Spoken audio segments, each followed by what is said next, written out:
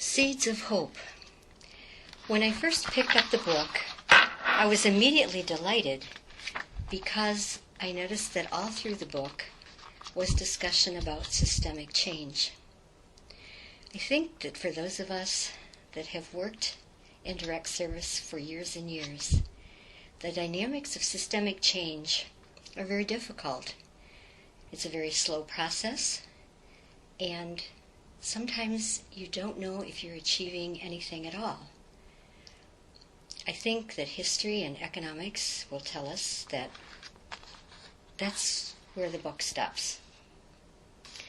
Secondly, as I began to read through the stories, which were very engaging, I noticed right away, even before it was brought up, the importance of networking.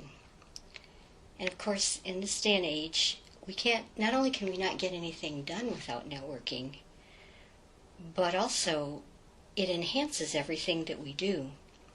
So that, for example, the Vincentian family's engagement of the Sisters of Charity or other congregations that they may not have worked with before is only an enhancement of what they're trying to do. The other thing that struck me more and more was the emphasis on capacity building. I think that we're learning, in fact, even governments are learning how critical capacity building is, so that even they're starting to give grants which focus on capacity building. Flexibility and creativity. One of the things I think a lot of us have learned if we've worked with people living in poverty is that they need to tell us what it is that works best, and they need to tell us what it is that they need. And so I was amused at the title of the project in San Jose de Ocoa, entitled The Perfect Storm, and I think it was an apt title. However, it was only a perfect storm because the people that were working in that project were all ears and all eyes. And they frankly facilitated the people's leadership, which is what we all have learned that we need to do.